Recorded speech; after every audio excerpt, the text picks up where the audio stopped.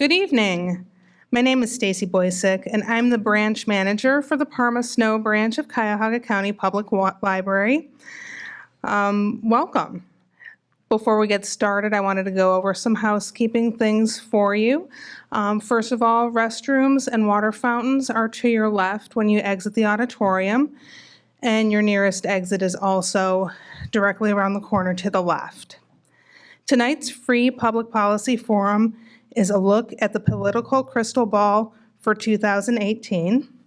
This forum is co-sponsored by the Case Western Reserve University Siegel Lifelong Learning Program, League of Women Voters Greater Cleveland, Plain Dealer, Cleveland.com, and Lakewood and Cuyahoga County Public Libraries. Our corporate sponsor is First Interstate Properties. Now I'd like to introduce our moderator for this evening, Andrew Tobias. Andrew is a politics reporter for Cleveland.com. He previously has written about local, state, and federal government for newspapers in Dayton and Delaware, Ohio. He is a lifelong Ohio resident and a 2008 graduate of Otterbein University in Westerville. He lives in Tremont with his wife, Chelsea, and 2 orange cats. Andrew? Thanks. Hi, everyone. Can you hear me okay? Is this like a good volume level? I talk kind of loud. Maybe I'll stand back a little bit. As you guys heard, I'm Andrew Tobias. I'm a politics reporter for Cleveland.com, and I will never forget the November 2016 election night. And this is a dirty secret of newspapers and journalism in general, but we actually pre-write the stories on election night and trying to anticipate the outcome. And so it's really hard actually to try to write about a hypothetical scenario and try to have a really interesting perspective on this thing that hasn't happened yet. But all of the scenarios that we envisioned for our various pieces that we were writing about how the election would affect Ohio, how it would work out nationally, anticipated in some way or another that Hillary Clinton would be the next president of the United States. And the question was whether or not she would win Ohio. So of course, things did not work out that way. And things have moved really quickly since then, and it feels like they haven't stopped. So I'm fresh off helping cover the Cleveland mayor's race. It was in more than a week ago, I think, or maybe it was a little bit more than a week ago. And here we are already looking at 2018. There's a phrase in politics called the permanent campaign. I feel like I'm part of it. So, I want to really briefly introduce my guests here. I've been doing this for about 10 years, but they've all individually have forgotten more about politics than I'll ever know. So this is Matt Cox.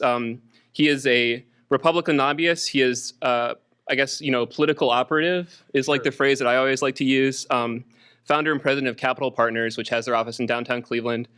This is Mike Curtin. He is the former executive publisher of the Columbus Dispatch. He worked his way up, and he has a really interesting perspective as a former newspaper reporter and executive who also was a state representative in Columbus. And finally, he literally wrote the book on Ohio politics. It's called Ohio Politics Almanac. I really recommend it. And then Marianne Sharkey on the end, another political consultant, another former newspaper person. She used to actually work for the Plain Dealer. I think the editorial editor, is that what it is? Yeah. And State House bureau chief. Right. Yes. And also, has worked with some members of Cleveland City Council. She worked for Bob Taft when he was governor. So again, just a lot of perspective and knowledge here tonight. So I'll move along really quickly. Let's kind of dig into this. So suffice to say, it's a very volatile political time. We saw the results last week in the Virginia election. I actually don't know if the Democrats actually took over control of the state house, but it had kind of the hallmarks of a wave election. And then that's part of it. In Ohio and across the country, there have been just numerous revelations about sexual harassment, sexual assault. In Ohio, we've seen 2 state legislators resign in the past several weeks. If you believe the State House rumor mill, there might be more to come. I guess we'll find out. And so it just seems like there's some brewing ingredients that could really make next year's election potentially a wave year for Democrats, or at the very least, very interesting. So what I ask the panelists tonight is, do you think it's going to be a wave year next year? Do you think it's, or maybe something less than that? And how do you think that'll translate to Ohio? You go ahead. Well, those of you in this room are also longtime students of politics and elections, most of you, and therefore almost everyone in this room would know that the mid-year election between presidential elections is normally, and this holds true in good times and bads economically for the most part, a good year for the out party. Republicans control everything in Washington now, in the executive branch and the legislative branch, as we know. And so if history holds, then it ought to be a decent year for Democrats in 2018. And that would be true for Ohio as well, because Democrats have absolutely everything to gain and nothing to lose in Ohio, since they don't control anything in Ohio. So they're already at rock bottom. So I don't know if I'd use the word wave, Andrew. We still have a long way to go. A year is a long time in politics, especially in the environment we now inhabit, where the level of disaffection, the level of cynicism, if you will, the level of alienation, choose your word, is at all-time lows in our lifetimes. Whether you choose the Gallup poll, whether you choose any other survey of long-standing out there, people's antipathy toward elected officials and the political process is an all-time low in our lifetimes. And so that's an environment that adds to the volatility and the lack of predictability for any election year. So if history holds, Democrats will make gains in 2018, but how much they can make, there are too many other factors in that equation to make a crystal ball prediction with any certainty.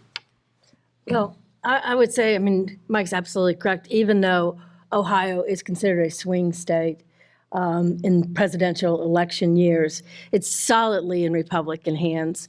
And I think that there's probably little to no chance that the gains will be beyond executive offices. I think it's clear that they'll hold on, the Republicans will hold on to the General Assembly, both chambers, House and Senate. The leads are just insurmountable. And of course, the Ohio Supreme Court only has one Democrat, Chief Justice William O'Neill, and he's thinking about running for governor, but he may pull back now that there's a possibility of Richard Cordray. I'm sure we're going to get into this a little bit more as we go on tonight. But there is a chance for Democrats in the governor's office with a very strong candidate. But let's face it, the Republicans have very, very strong candidates running for governor right now. And Mike DeWine and Mary Taylor and John Husted are all statewide office holders, and Jim Renacci, of course, is a member of Congress. So, but it's possible they can split up a lot of votes, and it could be an issue, and the Democrats could come out strong. But the Democrats in Ohio have had an ability to sort of just trip over themselves, and they just, and when they always seem to, snatch defeat out of the jaws of victory, they really do have an ability, either as the union influence or just an inability to pick good candidates or raise money or all of the above. Well, I think one thing about turnout is it's kind of interesting. So in Virginia, just last week, Ed Gillespie got more votes than any Republican candidate for governor in the history of Virginia, except one, his opponent last week, who got 300,000 more votes than Ed Gillespie did. And so when you look at what motivates turnout, it really is important to figure out what is the underlying sentiment amongst a certain block of voters. I think in 2016, if you talk to some Democrat operatives in Ohio, on election night, as the votes were being counted, they would have told you very confidently that they were hitting their vote marks in various important areas, such as the urban areas, suburban counties. But what they failed to take into account was the Trump surge in the rural counties and the suburban folks that just weren't going to vote for Hillary regardless. So, what does Virginia tell you about what's going to happen in 2018?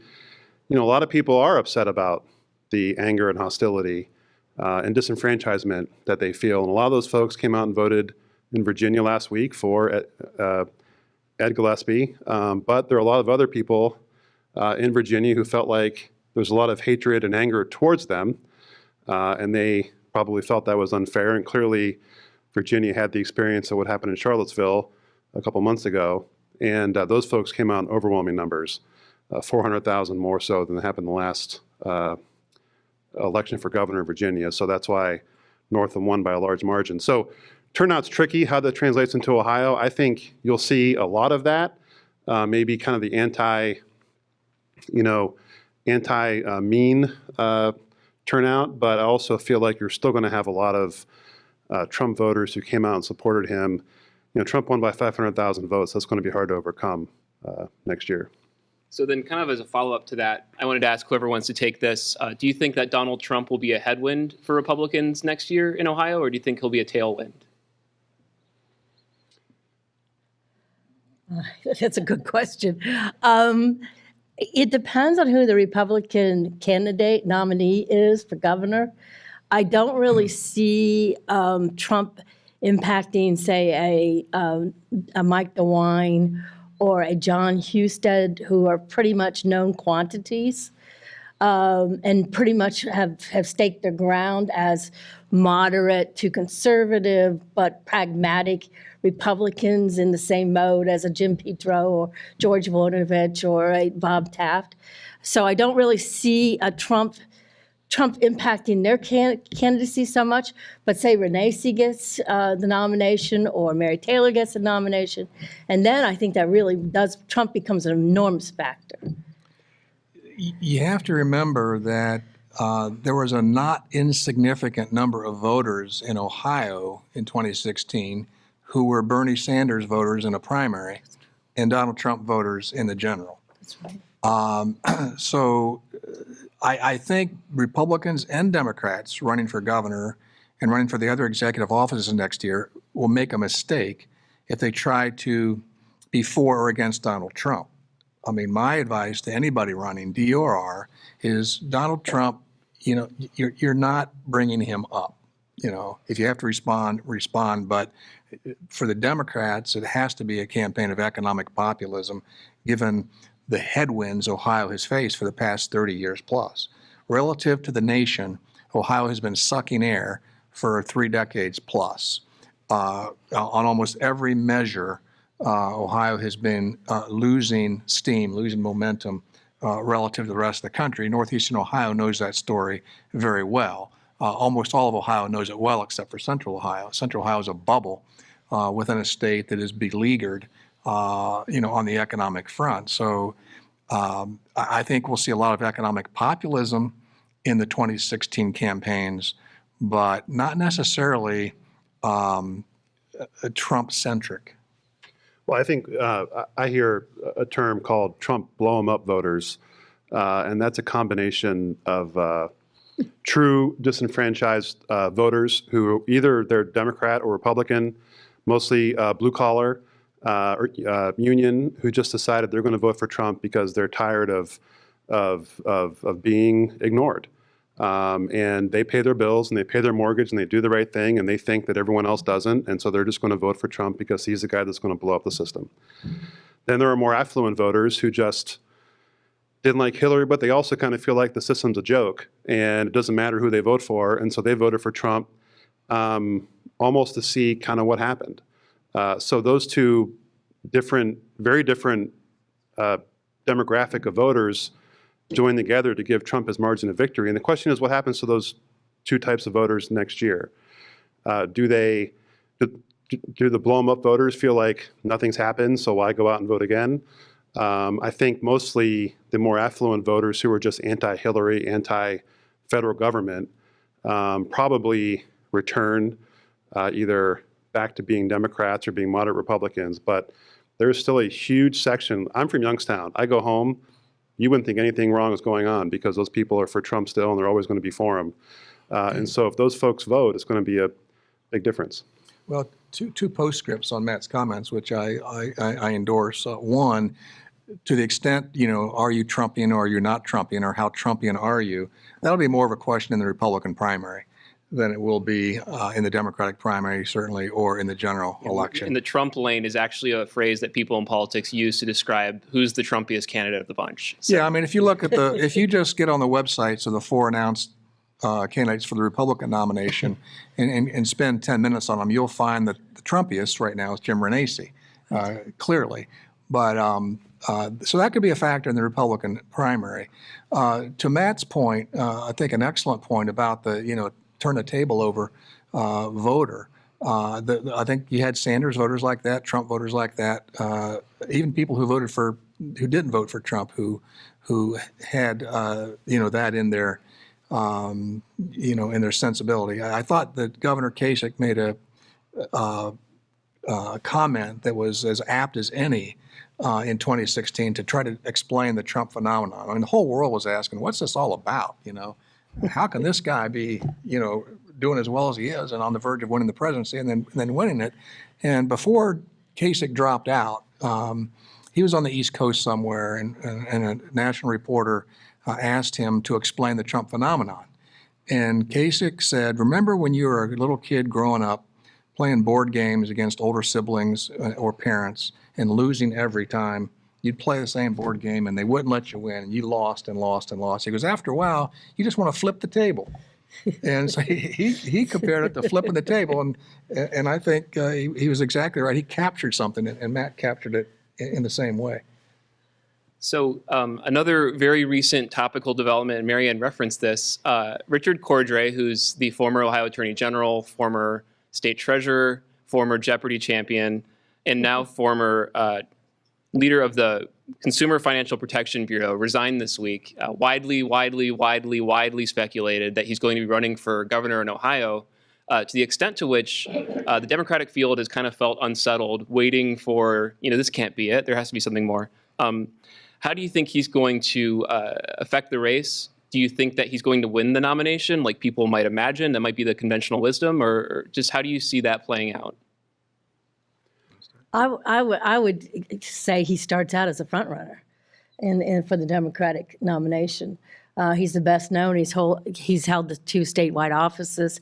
He's running against a group of relatively unknown people. They're known in their regions, but they're not really known statewide.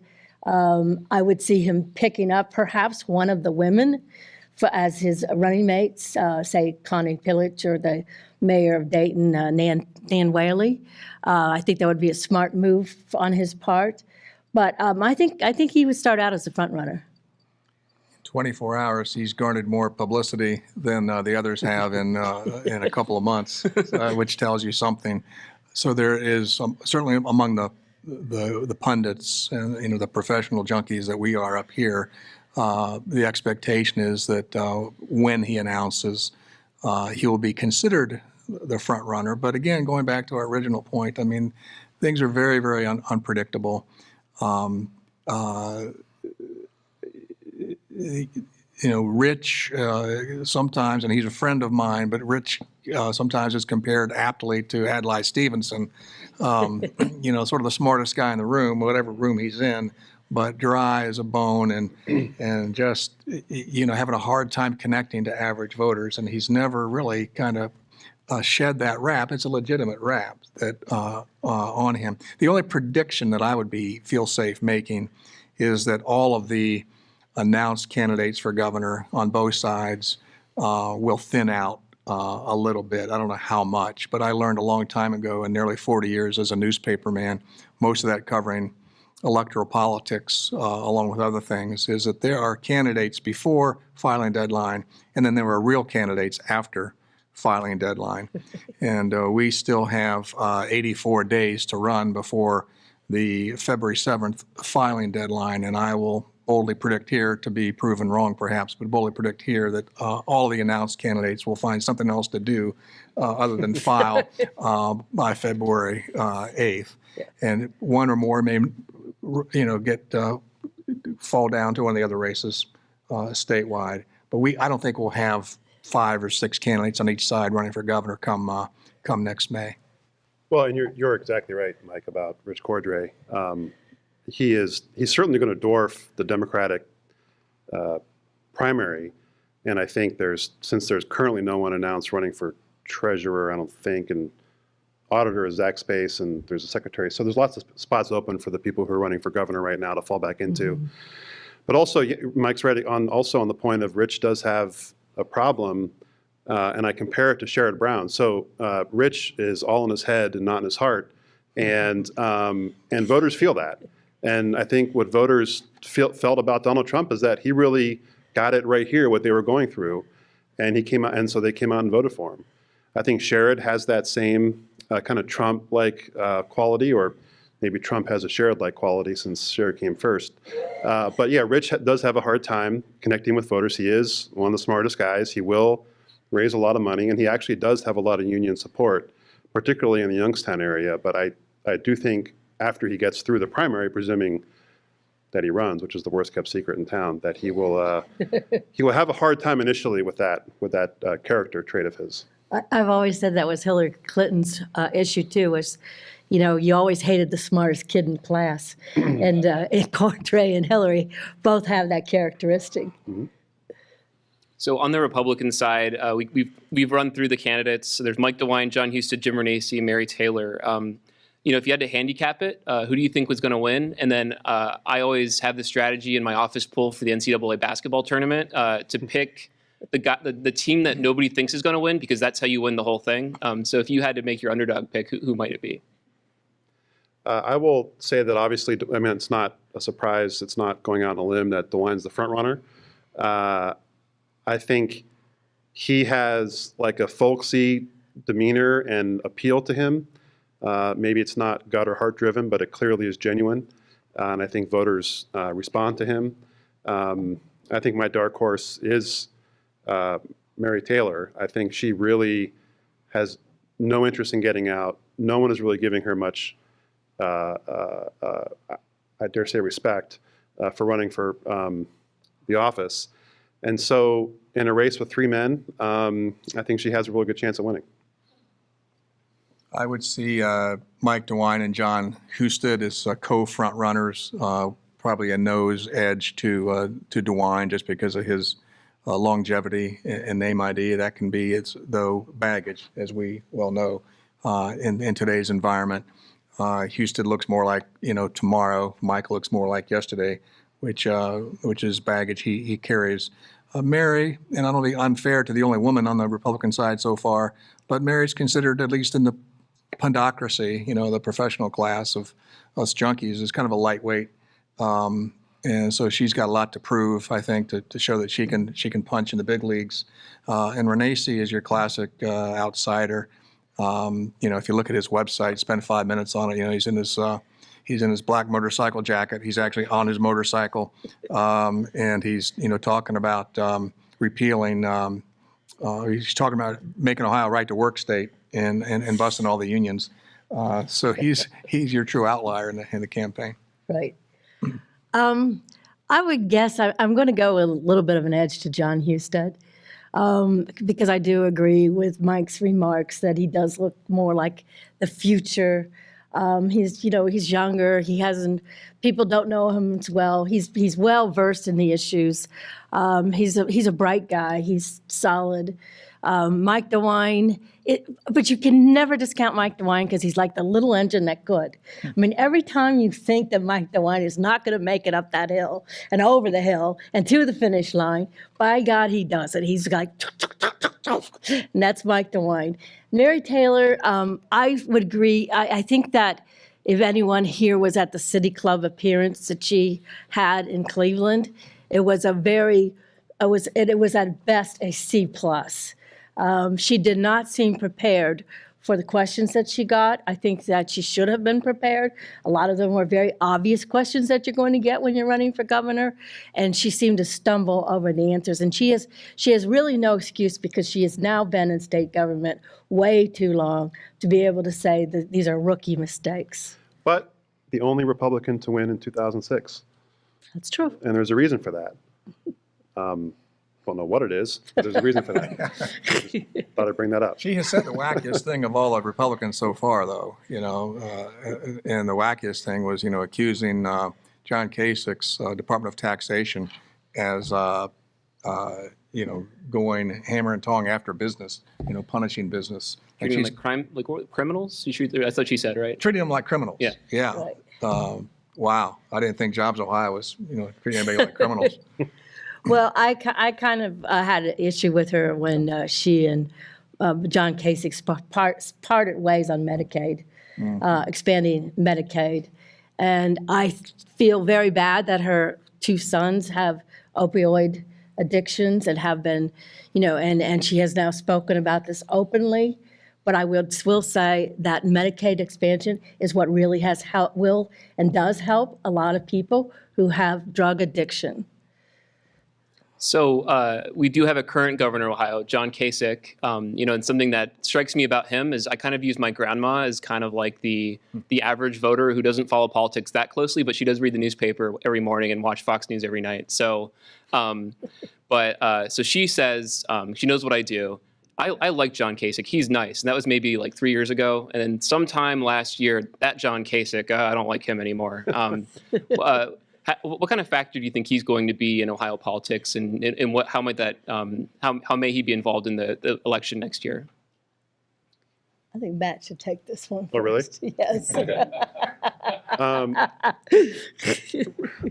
Republican lobbyist. That's right. I love John Kasich in what he is saying as a former Republican presidential candidate. I'm a Republican on the side of, okay, like I get the fact that Trump's president, I get why he's president, but we need to stop with some of the vitriol and name calling, and Kasich is kind of trying to present a better path in that regard. Now he is doing it a lot, like every Sunday on the news, but you can already see some elements in our current Republican governor's race of Jim Renacci calling John Husted hypocrite Husted. I think Jane Timken came out and called Rich Cordray crooked Cordray. I mean, there's a different way that we should be doing this, and I think Kasich is trying to remind everyone that, hey, we can have a policy debate, we can even be conservative and Republican, but we don't have to resort to these types of tactics to get our point across. So I appreciate it, and I'm all for it. I don't think Governor Kasich will try to play too much of a role in the Republican primary for governor for two reasons. One, there's very little precedent for outgoing governors to try to play much of a hand in that. Secondly, this is a person who obviously still harbors presidential ambitions. He's still trying to find a lane, to use that word again, a lane for 2020, and to participate in the Republican inter-squad game for the nomination can only cost him support in Ohio. I mean, he can't gain any support by doing that. So there's no percentage for him in playing that game. Well, John Kasich has endorsed Mary Taylor. However, I don't think anybody's really taking that endorsement terribly seriously. Including Mary, apparently. Apparently not Mary either. And so it all depends on where, he can help in terms of bodies, strategists, raising money, fundraisers, et cetera, et cetera. That's the kind of thing that an incumbent governor can do. But the popularity from one governor to another governor doesn't translate. Well, and I think if you even look at the primary so far in other races, Clarence Mingo, who was running for state treasurer against Robert Sprague from Northwest Ohio, he was probably the most Kasich, in the Kasich fold, quote unquote, of all of the candidates running in the primaries so far. And even so much as to constantly be retweeting the governor on when he would make comments that seemed to be maybe against the president. And I tell you, I think it was clear that Republican primary voters did not appreciate that. And I don't know if that had a huge role in Clarence Mingo dropping out of the race, but he has dropped out. And so I think there was some role in that. So this is one of the questions, and this is kind of more of a governor's race kind of issue. The question is kind of, I think the idea is, let's see here, make sure I understand this. So I think this is what the questioner is getting at. So Medicaid expansion, if you look at the numbers, the largest percentages of populations, by and large, are areas of the state that Donald Trump won. Mary Taylor, I think, is at least one of the Republican candidates who's campaigning on ending Medicaid expansion. If that were to happen, how do you think that would translate electorally? Is that smart politics? I know, Mary Ann, you said that that would be bad policy, but how would voters treat that? Well, voters have a tendency to vote against their own self-interest. I mean, we see that over and over again. Well, just when you think they're going to vote a certain way, then they'll vote against their own self-interest. I mean, I really, honestly, have never quite understood the rural vote for Donald Trump, because I don't see this New Yorker billionaire really relating to coal miners in Appalachia. But he somehow won their support. We didn't get into the race factor, which I think there is a certain race factor that went on during that campaign, and it's something that people don't like to talk about even to this day. But it exists, and we know it exists. I grew up in the Dayton area. I can tell you that it still exists. When I go home, you don't really hear it so much here in Northeast Ohio. You hear a little bit about it, but when you go into Southern Ohio, it's a whole different territory. But I don't know. I couldn't really say whether they even understand that the Medicaid expansion applies to them. I think that's the key. There's the abstract, and then there's the concrete. And the abstract is Obamacare. It was a very abstract thing for people, and it was very unpopular for lots of people. Until they realize that, oh, that's also the Affordable Care Act, and if my exchange goes away and the subsidy goes away, I'm not going to have access to health insurance. And suddenly, what people thought about Obamacare, changed because it went from the abstract to the concrete. The same thing with Medicaid, and I don't mean this to sound demeaning to anybody, but there are a lot of folks who are direct recipients of Medicaid programs who don't equate that with the abstract debate going on Medicaid at the State House, and they'll understand it when it impacts their life and the lives of their family in a very tangible way. Very few Trump voters who collect, well, a lot of Trump voters collect government benefits in some form or fashion. Medicare, Medicaid, Social Security, and yet they're the ones that are pointing the fingers at everyone else, saying that you guys get too much and you don't deserve what you get. And that's fine. I think how Medicare expansion relates to the governor's race, I think you absolutely have to be against Medicare expansion if you're going to run for a Republican primary, regardless of whether it's good policy or not. I can argue that it's not the greatest policy just to arbitrarily raise the poverty income figure without even really figuring out if there are people within that number who can get a job and provide for their own health benefits and their own income. So I think the arbitrary setting of that number is a decent policy point that should be argued in a Republican primary. But because of Obamacare and Kasich Care now, unfortunately, that argument's not going to happen. And I think all four of the candidates would likely be against the increase. Well, if you look at the expansion of Medicaid, really since Voinovich said this is the Pac-Man of the state budget, you might recall. Right. And it has been ever since the Voinovich, governorship. Where Republicans are right about Medicaid is the current growth rate of Medicaid in Ohio is not sustainable. It has to be dealt with, one way or another. And I don't know if we'll have that type of intellectual debate in the primaries or not, but we need it. And then I guess this is one more question on the governor's race. Maybe we'll come back to it. But I wanted to ask, kind of, again, handicapping the race, which Republican do you think is the strongest to match up against, presumably Richard Cordray? I'm going to let you go first. You want me to go first? Okay. Which Republican is the best to match up against Cordray? I would think that Mike DeWine is, because Mike DeWine is a little bit more fiery, a little more personable. John Husted is a little bit on the wooden side, just like Cordray is, in terms of temperament, personality. Mary Taylor is, she's a CPA, and she's got a CPA personality. And Jim Renacci would be quite a bit of fun, I will say. Renacci would be fiery too, Trump type, going up against Cordray. So you have to remember, Mike DeWine did beat Rich Cordray for AG. So he has a 1-0 record against Rich. I would say, though, it's very hard to say whether Mike DeWine or John Husted would be the stronger candidate. They both have their own strengths. They're different. They're both very well liked and respected within the political class, both D and R, as people of principle and people who are good guys. You know, white hats, if you will. We've all got our, white hats and black hats, in the business, and they're both seen as white hat guys. I do think that, where Houston has an edge is, he looks more like tomorrow, and Mike has, been around the track an awful lot. So we have what's kind of shaping up to be a grudge match in the Senate race this year. It seems like only yesterday that Sherrod Brown and Josh Mandel were facing each other, but here it is again 6 years later. It looks like it's going to happen again. Last time, obviously, was a presidential year. Barack Obama got reelected. This year, it's an off year. It's kind of things look differently in Ohio these days, it seems like.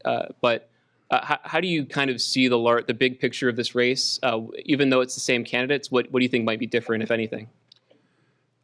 So I think on election night last year when Hillary Clinton did not become president, I think that was a potential, well, it was a hit to Josh Mandel's chances of becoming or defeating Sherrod Brown. I think in an anti-Hillary environment, because the race was pretty close 6 years ago, Josh would be seen as probably a front runner.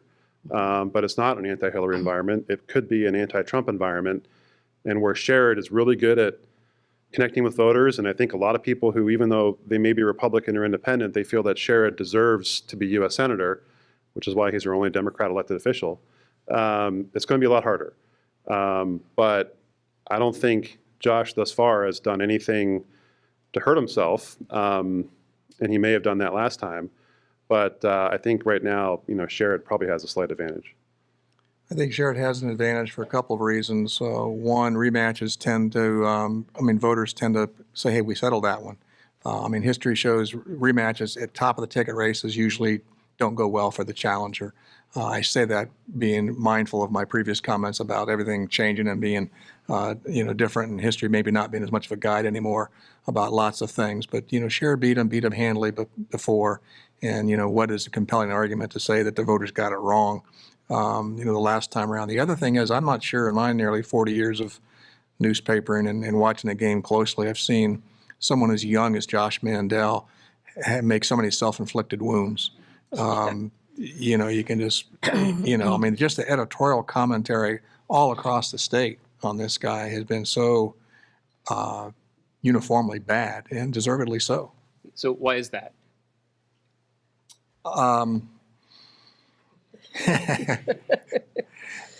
Impulsiveness, a rush to embrace the moment, if you will, an embrace of going for the jugular when you don't need to. I remember his ad against Kevin Boyce, basically strongly insinuating that Kevin Boyce was a Muslim, when he ran against him for state charge. It was a lie. It was a lie, and he was encouraged by people of both parties who had his best interests in mind. Josh, get that ad down. It's going to hurt you. And he's done things like that repeatedly while he's been treasurer, refusing to disclose, how these ads with himself and Urban Meyer were paid for. Right. Another one, just sort of an in-your-face, impishness. He just doesn't look like he's ready for prime time. One of the reasons Josh Mandel is getting a rerun to go up against Sherrod Brown is because nobody else wanted to. John Kasich didn't want to. You don't see Mike DeWine running again for the Senate seat. You don't see John Husted jumping into that race.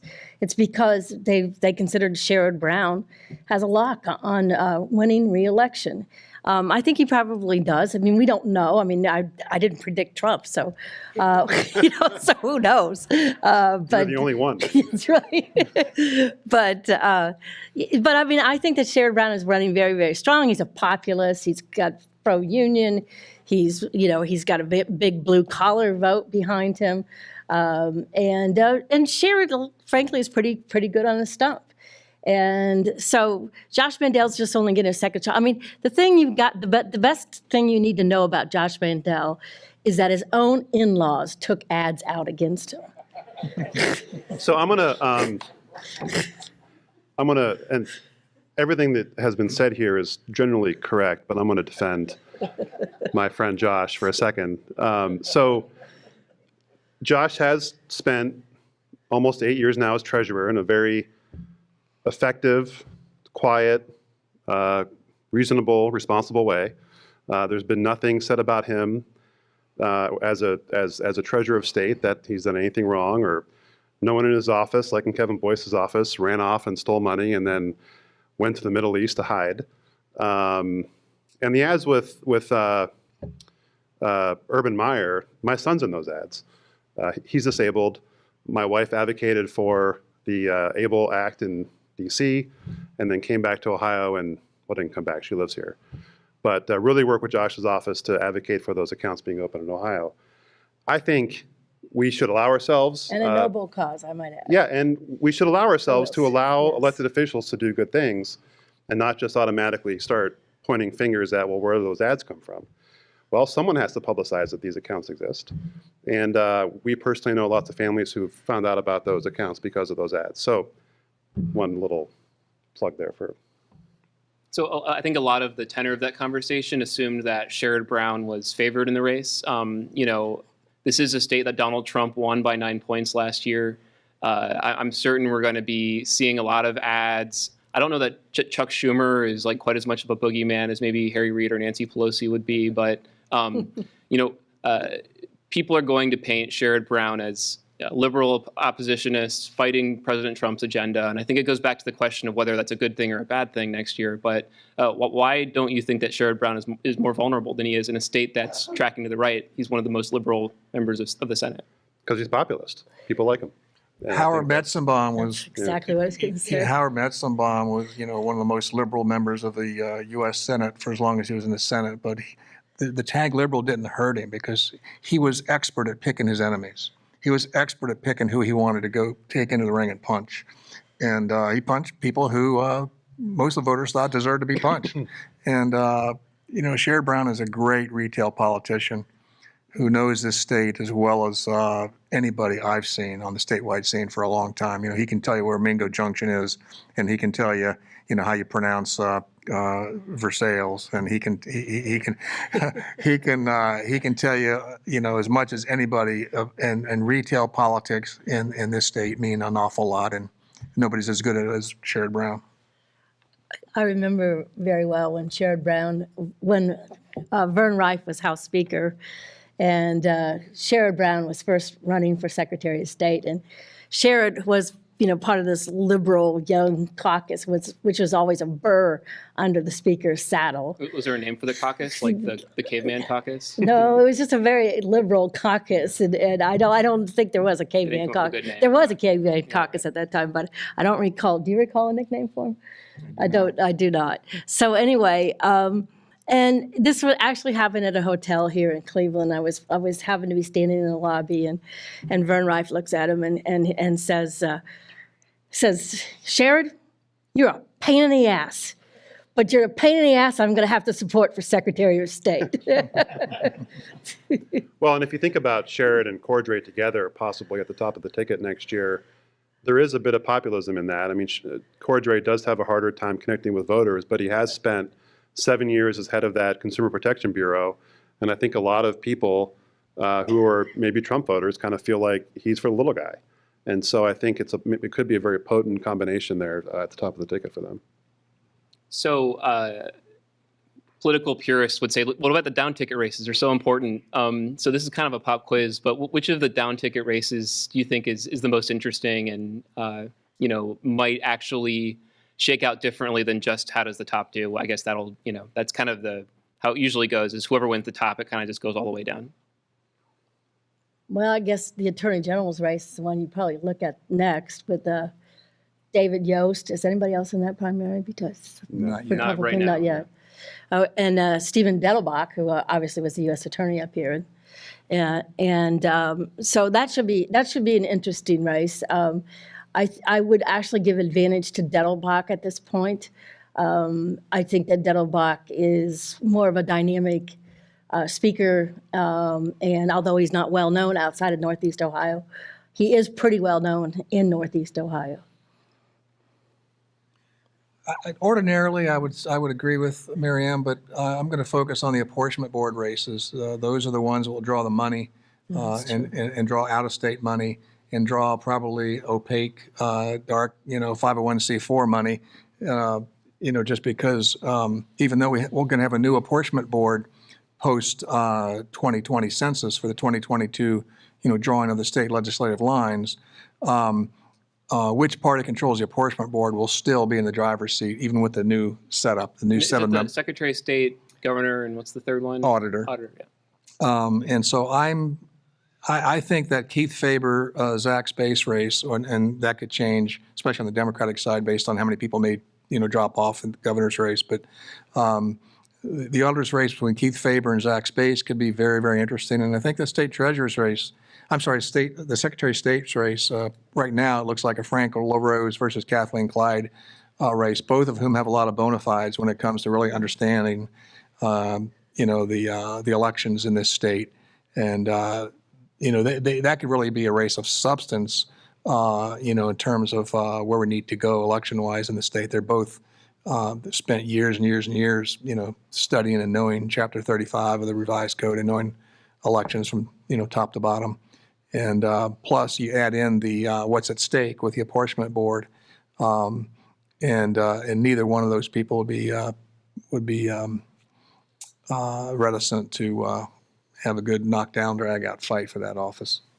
Well, I would agree on Dettelbach. He last fundraising period, he raised more money than anyone running for anything, and so he's a very strong candidate. Yost is also incredibly strong. Yost finished with the least number, at least percentage-wise, vote in 2010, and then in 2014 finished with the second highest, only to John Kasich. So a lot of folks like him. He's very folksy. He plays the guitar and the piano on his TV ads.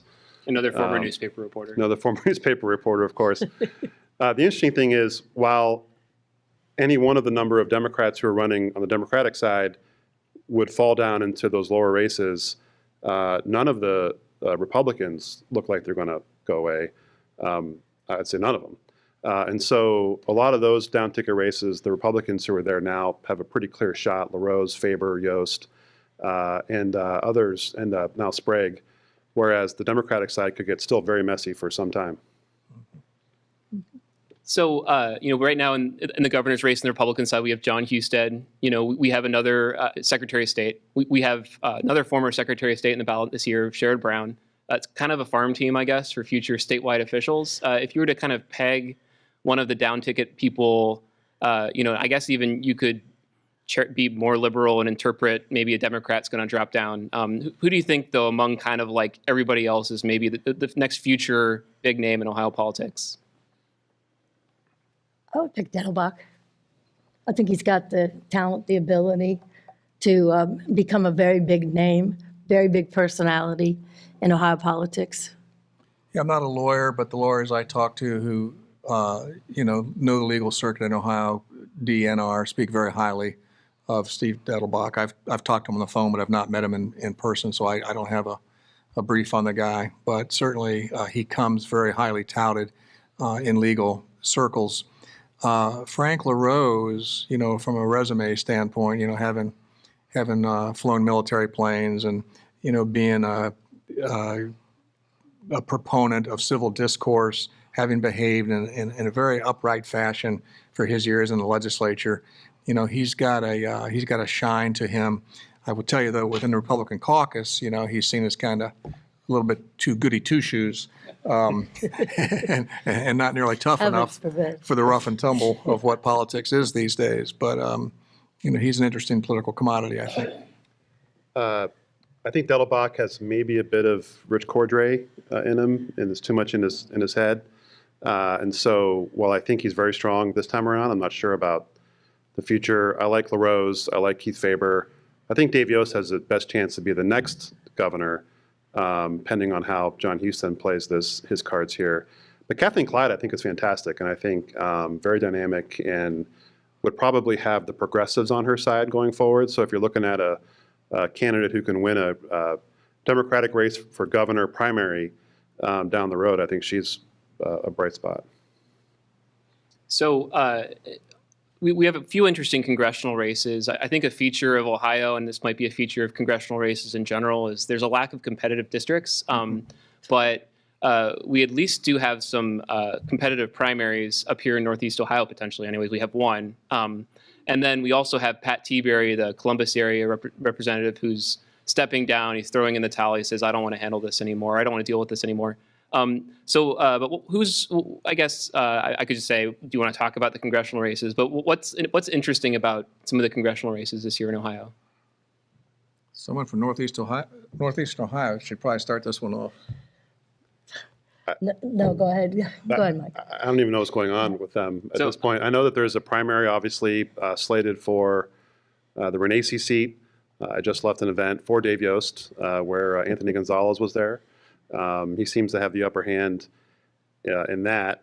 I don't have any idea. Tom Patton just dropped out. Yes, he did. Of that race, and I think I think that a lot of people handicapped it with that would be Tom's to lose in the primary. So it kind of just threw a wrench into this, the whole process. So it's unclear who is the front runner. So maybe it isn't to you, Andrew. You've been covering it too. Yeah, well, I'll frame that race a little bit. I think something that's interesting about it, and is it the 16th district?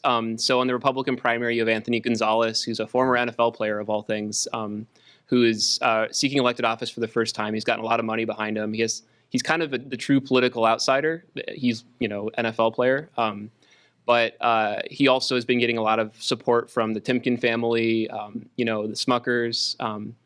And also got a shout out from the National Republican Congressional Committee this week.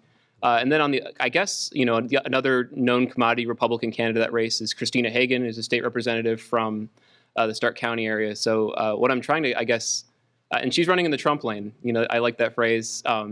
She hired a guy to run her campaign who was on Donald Trump's 2020 advisory committee. He's a self-styled Trump guy, whether or not I think that's like a mantle that people can claim for themselves. But so you have a political outsider who has the support of the establishment, and you kind of have a political insider who has the support of the Trump forces. So I guess it'll be really interesting from a political science standpoint to see who kind of comes out on top in that whole equation. Yeah, I think it's not maybe as clear as that. I mean, Christina Hagan is very young, only in her second term as a state representative, I believe, maybe her third. So not a lot of name ID, but a lot of the folks that she probably thought she would get to support her in the Canton area are definitely behind Gonzalez. I know that in Columbus, with Tiberi leaving his congressional seat, there is a huge, scramble to find an establishment candidate who can potentially win that seat, because Pat Tiberi has been there for so long and has become so influential in the entire Columbus business community.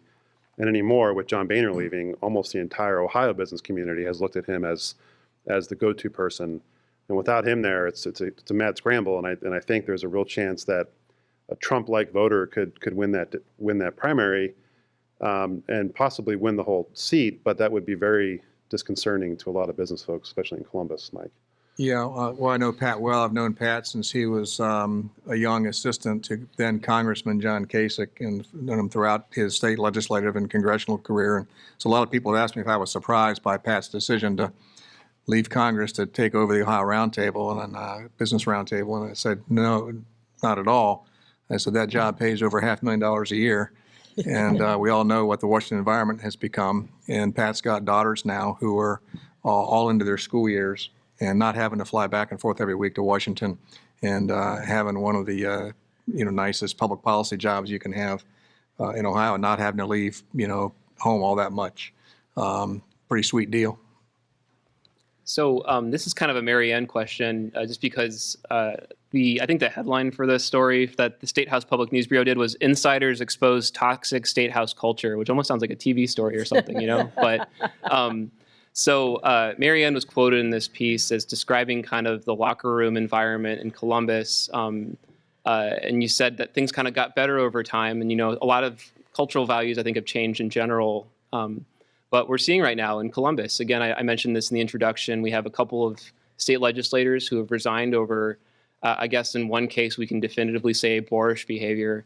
Can you kind of relay some of your experiences in that department as one of the few women in kind of a boys club, and how do you think things compare today? Well, I actually, I was interviewed by Joe Angles from Ohio Public Radio, and when I first got there, in the 80s, and I left came up to Cleveland in the 90s. But the atmosphere in the State House press room, and mind you, the State House press room was between the chambers of the House and the Senate. So you walk through the hallway, and there was the State House press room. And in the press room, I think I was the first full-time State House reporter. There was a woman. At the time, there was a woman who was covering for TV, and I was the the first one to get in there. I was followed, fortunately, by a few more. But and when I got there, there were pinups, literally pinups, girly posters all over the press room, and they had a box full of Playboys and penthouses, and they also had a closet full of booze. So that was the atmosphere in the State House press room. I mean, literally the State House press room.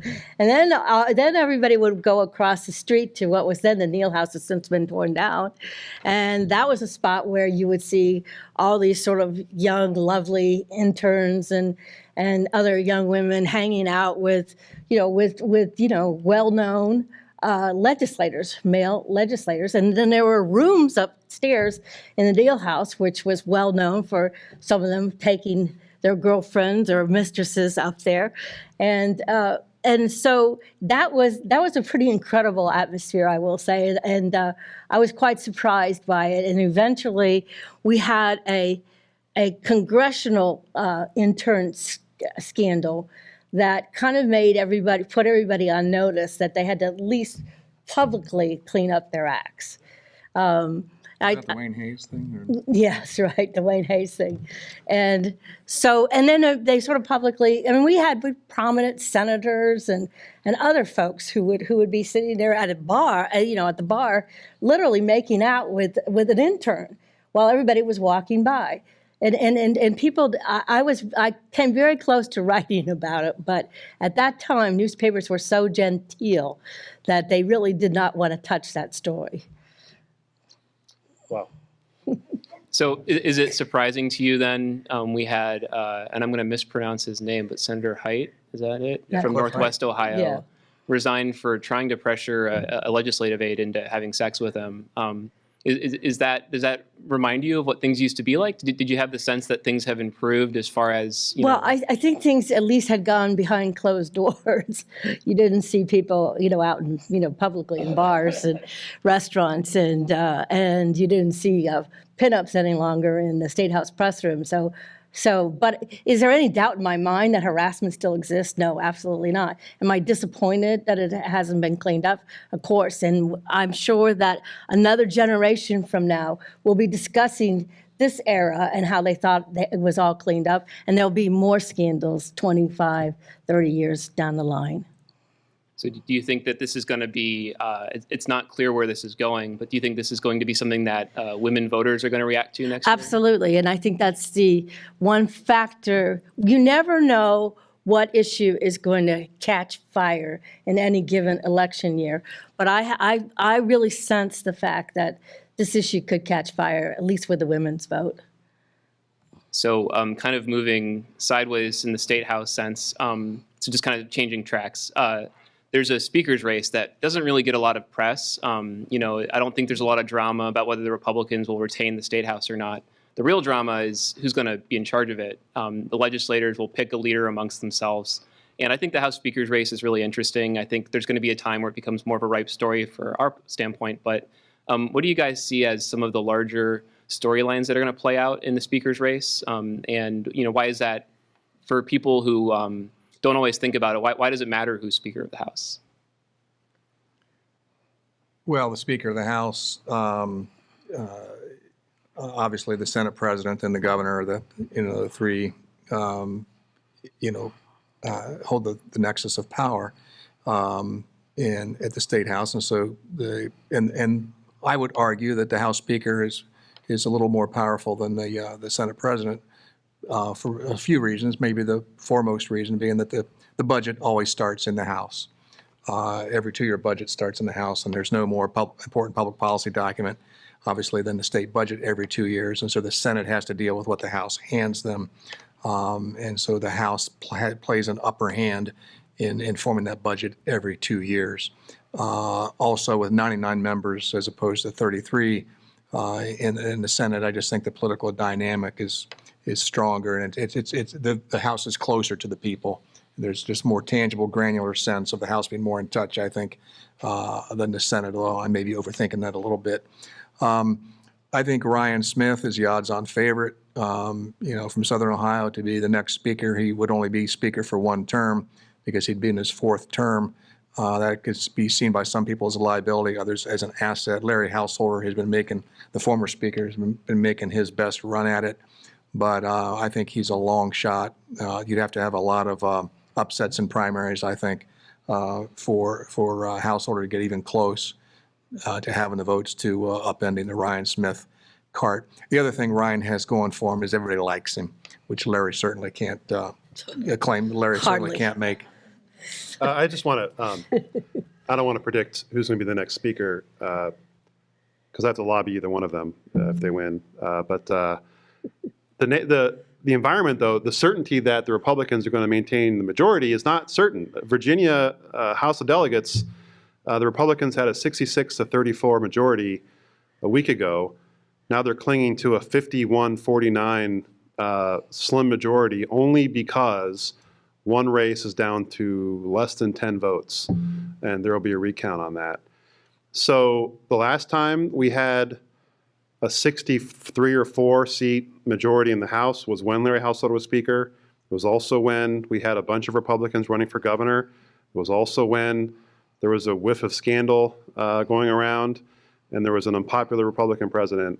And literally 2 years later, we had a Democratic Speaker and 4 statewide Democratic office holders. And so I don't want to say I'll counter Andrew's comment that it's a certainty. It's not. Because you can see some of the same hubris in place and expectation that we're just going to be in control. And I don't think that's what we should be thinking right now heading into next year's elections. Well, as you mentioned in the introduction, I was communications director for Bob Taft during his first term. I always distinguish that between the first term and second term because second term didn't go so well. But during his first term, the best thing that ever happened to Bob Taft was Joanne Davidson was the House Speaker, and she was extremely cooperative, and they worked together extremely well on public policy issues and got a lot done. And much of it included the Clean Ohio Fund.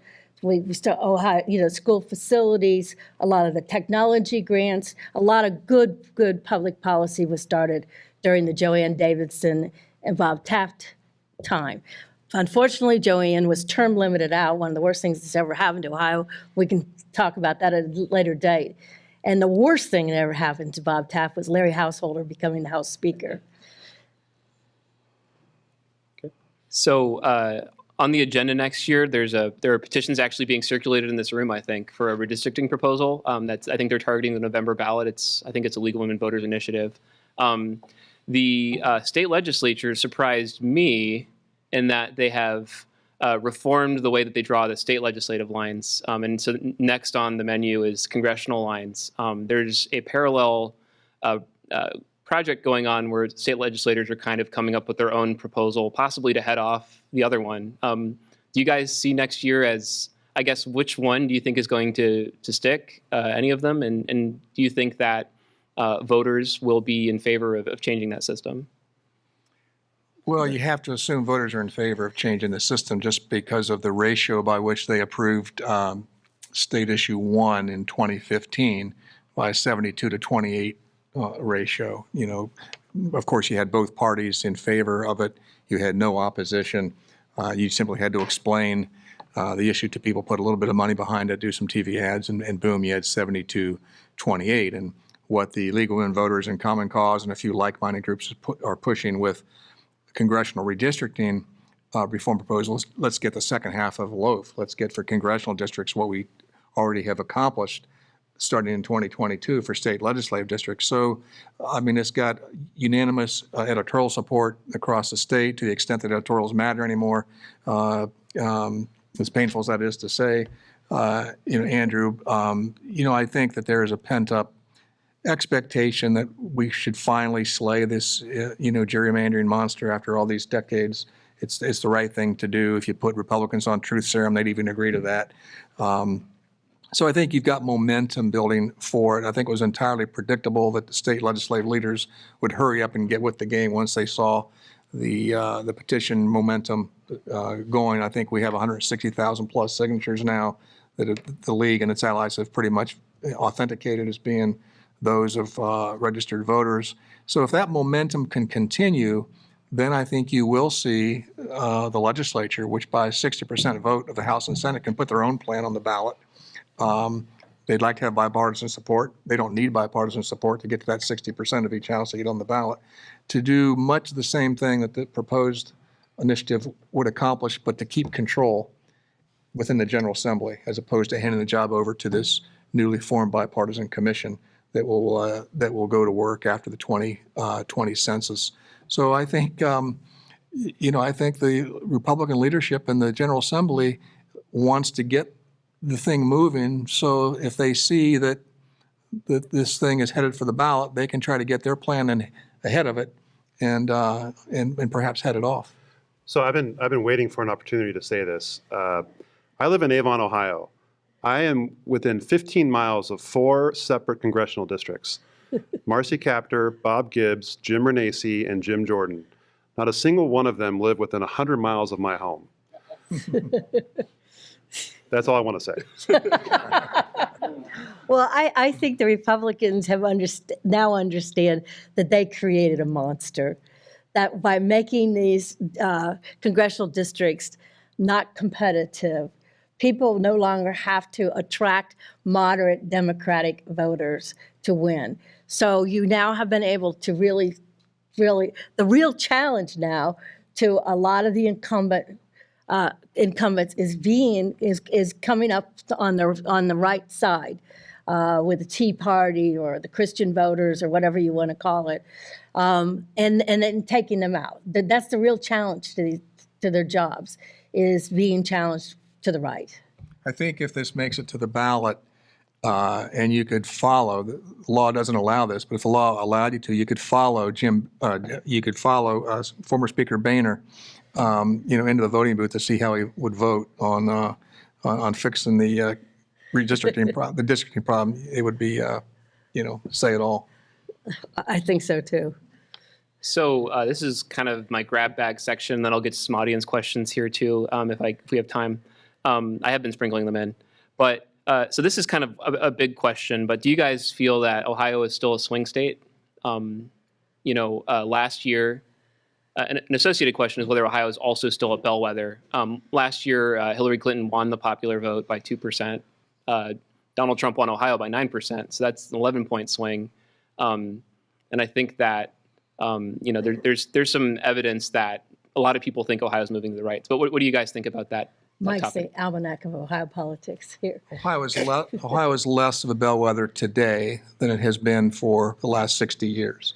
We've been losing that slowly but surely, that bellwether status, because we've not kept up with the nation on so many demographic changes. You know, we've not attracted the Hispanic population that the nation has. We've grown older.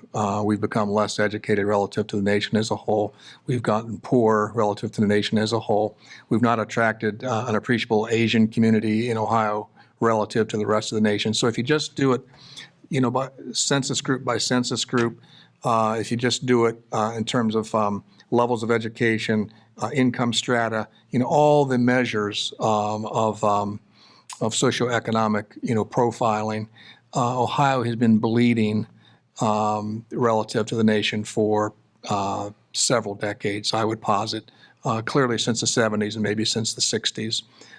So we are less of a bellwether, and that certainly was reflected in the Trump-Clinton election, and I think will be reflected in elections to come. But we still are a swing state, correct, Mike? Well, I would say that we are growing redder, and this is not just a reflection of the Trump-Clinton election. We are growing redder, and we've been growing redder since the Reagan years. We're still purplish, but not as purplish as we were. So you mentioned our favorite Sunday television guest, Ohio Governor John Kasich. He's clearly planning for something, maybe running for president. I don't know if he's going to try to primary Donald Trump. I don't know if he's going to run third party or something. But what do you see the future for John Kasich? And if he does actually decide to run for president again, what do you think the results will be? I think there's no question he still wants to run for president. There's no question that he's out there trying to run for president, but I don't see a different outcome for him. John Kasich has wanted to be president since he was in his high school civics classes. He still wants to be president. He's not going to give up on it. He's figured he's got at least one more run in him. He clearly is toying with the potential of running as an independent. So we know there's precious little history of anybody being as successful in this country running for president as an independent. So I think he's still gauging whether there's 2 years is a long time to run and to go, and whether 3 years actually, whether the conditions could be right for Donald Trump being susceptible to being taken out in the primary. But he's, you think he's been on TV across the nation and going here and there so far, just watch. He's, that high school ambition still burns very brightly in his gut. So are there anybody else that you think might be future presidential candidates in Ohio?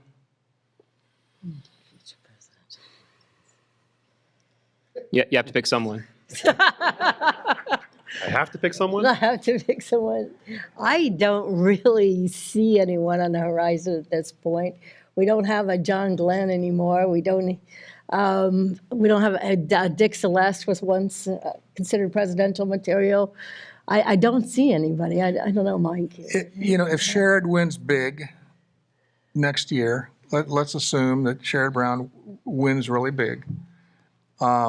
He's got nothing to lose to test the waters. Absolutely nothing to lose to test the waters 2 years after that. And if he wins big, and economic populism, which he's made his career, a champion in this state, continues to be the calling card, and given, what's happening to half of our population in this country, as we continue to see, a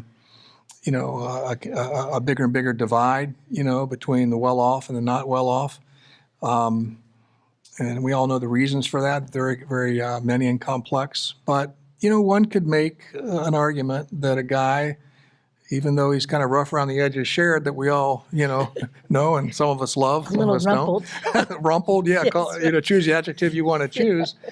In this environment, who's to say that that's not an attractive commodity? I don't rule Sherrod out, assuming that he wins and wins handily in 2018. Yeah, I think even though I think DeWine has the upper hand in this governor's race, I think John Husted's probably right size to be a very serious presidential contender. He's young enough, if he makes the right moves and ends up, or if he wins this time and ends up as governor of the state of Ohio, he has to be considered a presidential candidate, especially in 8 or 12 years after he might serve, potentially 2 terms, and he'd be in his late 40s, early 50s at that point, probably still doing one-arm push-ups. and I think he has a real chance.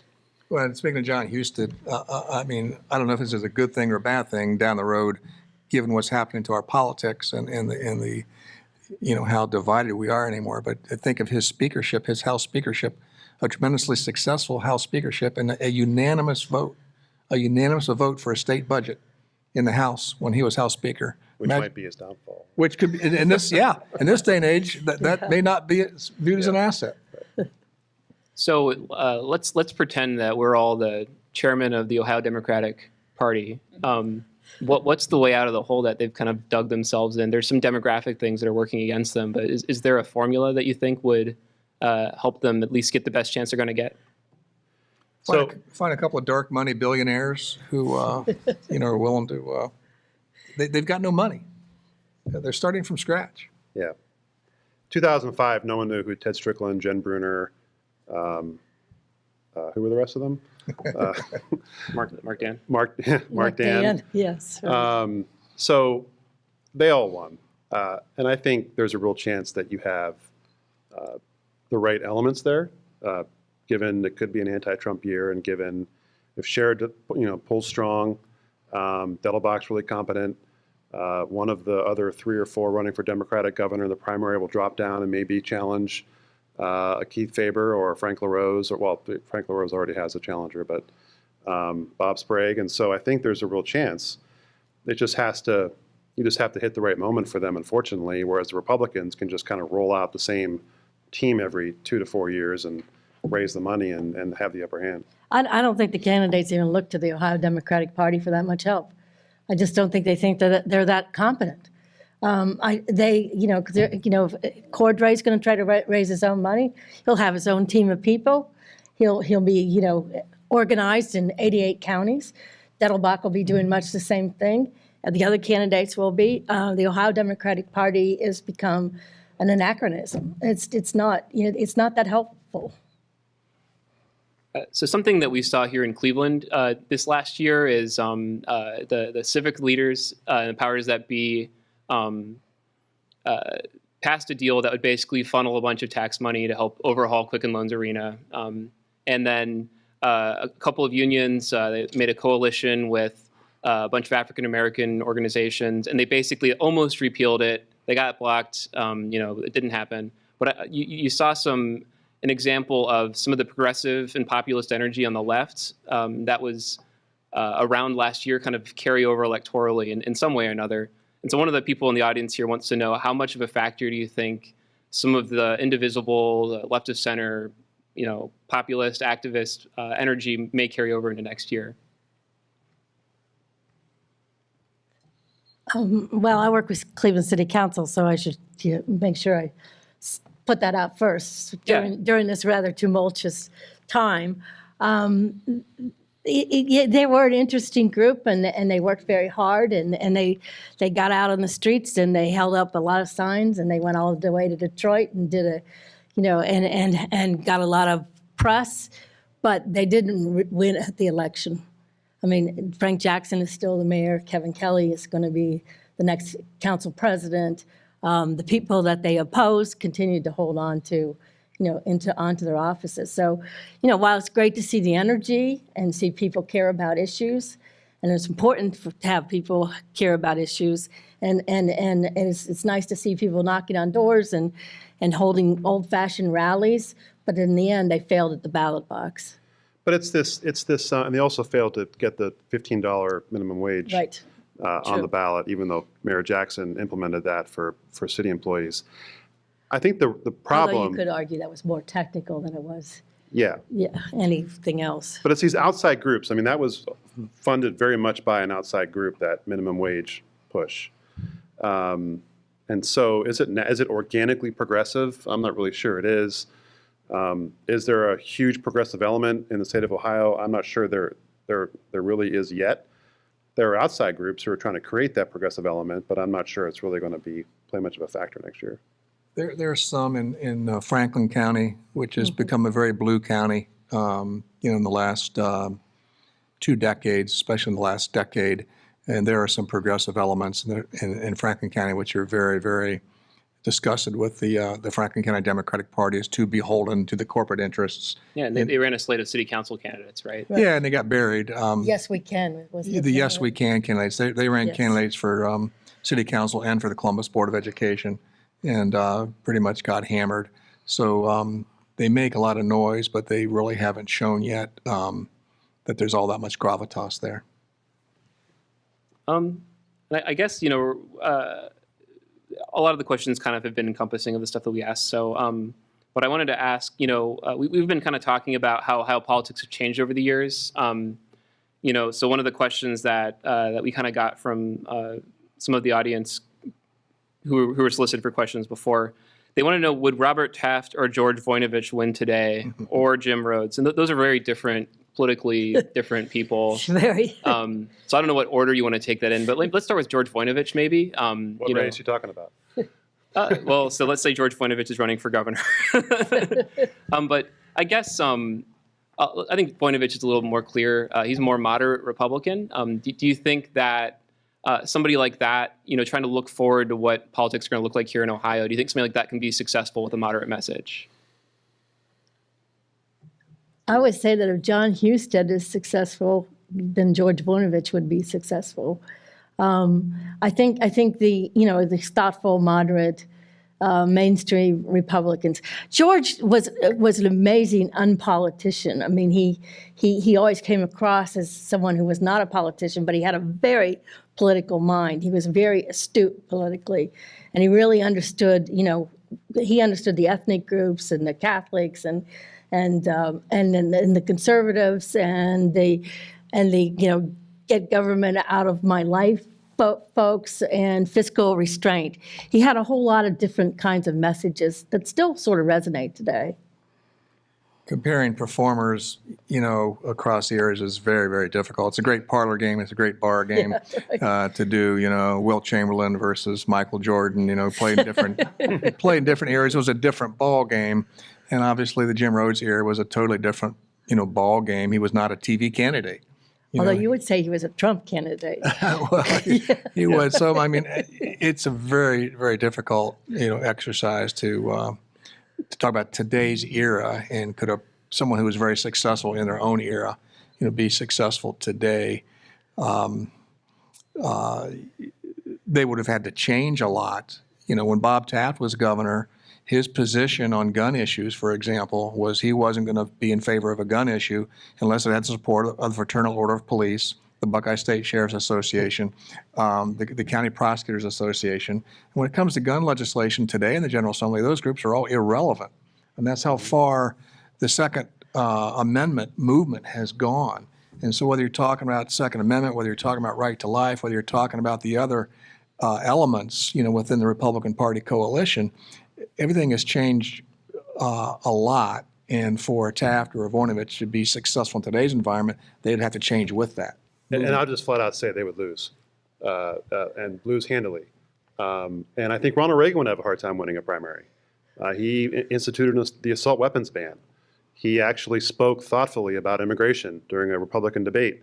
Signed several tax increases. Several tax increases. He was for a path to citizenship. So that just goes to show you how far the Republican primary has gone. Kind of lament that a little bit, but it is where we are. But I definitely don't. I think Voinovich and Taft would certainly. I think Taft more than Voinovich would certainly have a hard time and probably lose. And actually, I remember a question that we got from the audience, and I kind of skipped over it. So we just came off a campaign, the couple of state issue campaigns, especially State Issue 2, which would have tried to limit drug prices, and it failed. Millions and millions of dollars spent, lots of political consultants, their kids are going to go to nice colleges and that kind of stuff now. I have an idea in mind personally, but do you guys can you think of what the new horizon is going to be as far as state issues go, where you're going to see big interest come in, throw a bunch of money at it? Maybe a political consultant might actually dream it up and cause it to happen, but that's happened before. So what do you think is the next big state issue potentially on the horizon? Redistricting reform, I think, is the next big one. If you talk about social issues, I think we could see a background check There's national money now behind getting background check issues on statewide ballots. Last year, in November of 2016, they passed in 3 states, lost in 1, passed in Nevada, passed in, I had this somewhere, probably forgetting, 2 other states, lost in Maine, passed in California, Nevada, and Washington. Polls show that universal background checks, essentially Brady law, checks, consistently poll in the high 80s to 90%. That's the low-hanging fruit for the gun control or gun safety crowd, if you will. There are people like the former mayor of New York, other big money people who believe that the time is right, given these horrific episodes we're seeing, with gun tragedies across the country, that's where to start reining in the Second Amendment absolutists with trying to make background checks universal in all 50 states. And Ohio, the Gabrielle Giffords group just established a statewide presence in Ohio, and there are some other groups working those vineyards. And if they find the money, I could see that appearing on the 2018 ballot, and that would be a hot burner issue. I would guess legalization of marijuana, full legalization for recreational purposes would be another very, very hot issue. And a lot of money would be poured into it. And it truly would be a consultant's dream to get that on the ballot. I would like to see one that makes it harder to have a statewide ballot initiative. Well, and there's a state rep who's introduced a bill that would do that. I cannot pronounce his name, but he's introduced a bill that would require, that would forbid the hiring of an outside group to collect signatures, which I'm not sure would be constitutional, by the I way, don't think since money is speech, the U.S. Supreme Court tells I us. don't think so. And would raise to 60% the affirmative majority necessary to pass an amendment to the Ohio Constitution, as opposed to the current 50% plus 1. I think it's a very, very long shot, but that sort of thing is on the agenda of some very conservative groups like the American Legislative Exchange Council. So some of those who participated in the Ohio Constitutional Modernization Commission were for looking at a trade-off to try to incentivize the use of the statutory initiative in exchange for making the constitutional initiative a little bit more difficult. And I won't bore you with all the details of that, but Ohio has both. And we're one of only about 16 states that offer citizens both those tools of direct democracy, the direct statutory initiative, or the indirect statutory initiative, and the direct constitutional initiative. But that fell apart in the Modernization Commission. And so now it looks like there are at least some conservative members of the House who are trying to breathe some life into just going for the part that would make it more difficult to use the constitutional initiative. All right, well, so we've hit 8:30. Thanks a lot for everybody for coming out. Thanks to our panelists for taking the time to speak. Hopefully you guys enjoyed hearing about this stuff, and we'll see if the crystal ball is clear or not when next year rolls around. Thanks.